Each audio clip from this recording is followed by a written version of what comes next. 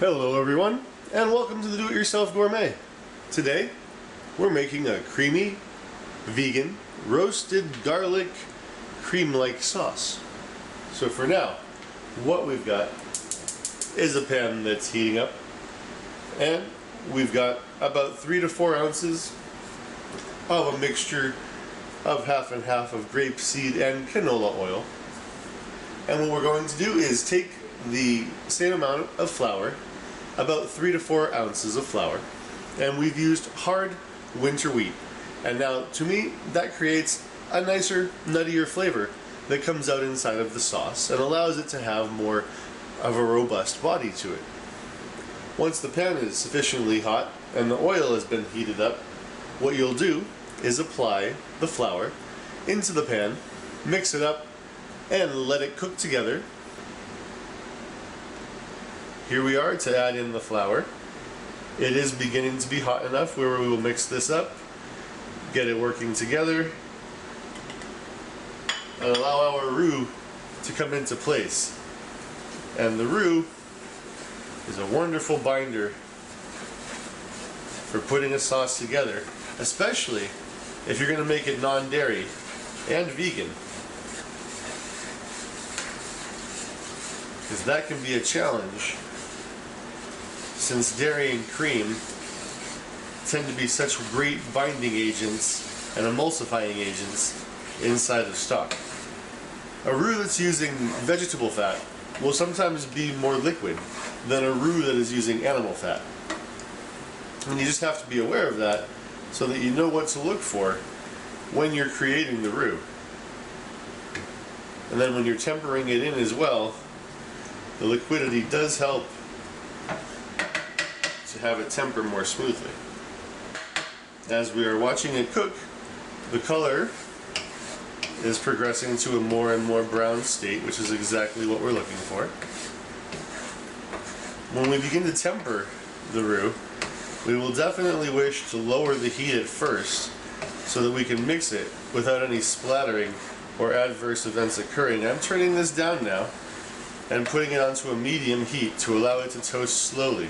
We have got ourselves a roux blonde, well, a roux brune technically at this point, and so the heat goes down to low, and this is where we begin adding in the oat milk. Let's add in our oat milk little by little. Now you're going to hear that sizzle, and you're going to want to work with it as you're mixing it in, and what that's going to do is bring out, with the fat of the oats, it's going to start to bring it into shape so that it comes into a more firm ball as you begin to add some more of it. It's not going to be a complete ball, but this is what you're going to do, and you're going to want to mix relatively swiftly. If you wait too long, it will break, but luckily with oat milk, it does not break very easily, so you're in luck with that one. And now we're going to add probably what amounts to a cup of oat milk before we start adding the water through.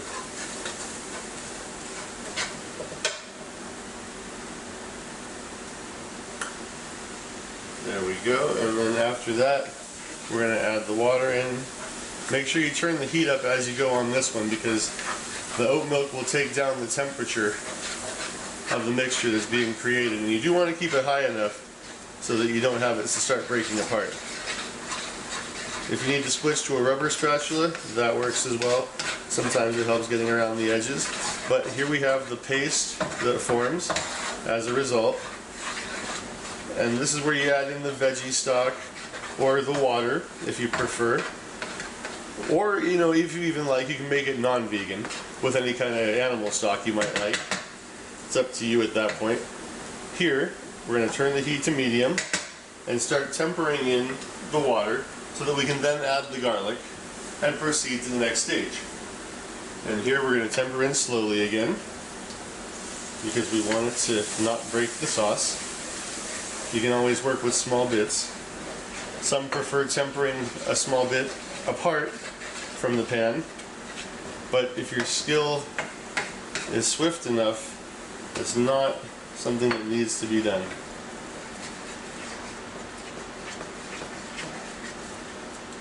And this, you can keep the heat at a decent medium so that you're not racing against time too badly with the fire. That gets to mix in. Now with the water, the amount of water you use is going to depend on you, because at this point you can take it and work with the thickness to wherever you prefer. With this, we're going to end up using probably about, I'd say 3 solid cups of water, 24 ounces.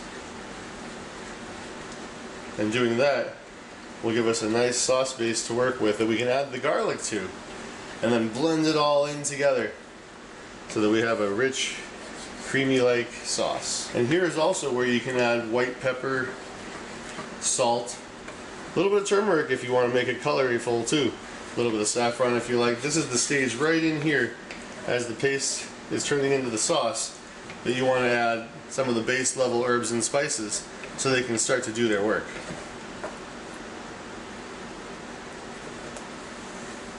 We're going to add in a nice bit here so that we can finish it up. Mix this up, the sauce will get nice and loose, but not too loose, and it'll still resemble a fairly remarkable veloute. When you get the spatula around the sides, that's going to help you, because there you get the little bits of toasted that are last there, the sauce comes together. Here, got a little bit of lumps to work out, and that's where a flexible spatula will serve you a little bit better. The wooden ones are great, don't get me wrong, but for some of the refined work at the end, nothing like a silicone spatula to go it around. Now the amount of garlic that you want to put in on this particular sauce, well, that's going to depend on you. I happen to know that I like garlic, and so I've put about 15 roasted cloves of garlic in there. And now we're adding about a 1/4 teaspoon of white pepper. Shake it over evenly. There we go. White pepper is a great base flavor in vegan sauces. Now we also have a bit of granulated onion. This gives you a smooth background, and we're going to do about 1/8 of a teaspoon there. Not too much of the onion. If you like onion, go ahead and add more.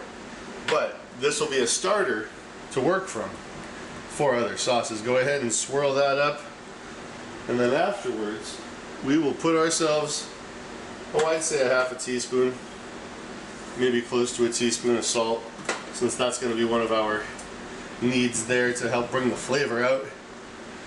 Make sure you get the herbs and spices worked nice under.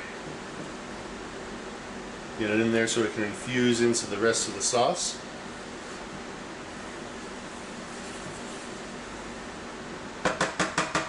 And we're going to let that cook down for just a couple of minutes, maybe 5 or 6 minutes. The last thing we'll add is going to be about a 1/4 teaspoon of turmeric, maybe a little less. This will allow it to have a wonderful color, and it will make the creamy vegan garlic sauce just really pop. Turmeric's a wonderful spice, but not to be overused.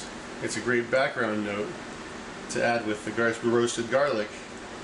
And you know, you could even put a little bit of sage or marjoram in this sauce, and it would really, really do it well. As we come about to the 6-minute mark, we're lowering the heat, taking it off, turning that fire off. We're going to let it steam for just a moment. We might end up adding a little bit more oat milk to help out the creaminess as we go along. But what we're ready to do here is blend it up. Get this mixing in here, the hand mixer. Start it on low speed. Want to make sure that the garlics get blended without spitting everything everywhere. And as soon as this garlic is blended up, we'll start adding in a little bit more of the oat milk to help it achieve a bit more creaminess. Now we've got a good amount of the garlic going, and there's a nice swirl happening inside of the sauce. It's rather thick and hot. Adding in the oat milk will certainly allow it to thin out a little bit as it's getting pureed. And after it's done getting pureed, we'll put it back on the heat for just a short while to make sure everything is nice and evenly boiled down and cooked. And you can do this, take it to the side, help give it a little more to go on. Put the fire back on low for just a short while, maybe a minute or two, help it boil down a tad more. Then we'll scrape the sides of that, and so that we don't waste, we'll also scrape the sides here, because we're not trying to waste food. Food is a pretty darn precious resource. There we go. Take every last bit we can. Now that's got a good golden color to it. We'll see how it does with the back of the spoon test. Looking good so far. Look at that creamy sauce. Probably could have been pureed just a tad bit longer if you really wanted to get every last bit of the chunks out. But that vegan creamy sauce right there, not doing so bad. We're going to taste it for flavor. Definitely needs more salt. So we're going to put about a tablespoon of salt. And that'll help bring it out. 2 of those should about do it for a tablespoon. A little over the shoulder for good luck. After the sauce has had a few moments to rest, we're going to bring it onto the middle island and get it ready for storage, because this sauce will go good on a lot of things. We've got our Pyrex, we've got our measuring cup, and there it is. Nice golden vegan creamy garlic sauce. Left the garlic just a little chunky because, hey, you know what? I like it a little chunky sometimes like that. You can blend it more if you like, but this will keep for a good while. Always be careful when reheating things, of course, but since it does not have dairy in it, it sure helps its chances. Do it yourself gourmet, folks. Thanks for watching. Let me know if you have any questions, and we'll see you next time. Also, if you happen to have any suggestions for videos, go ahead and leave them in the comments.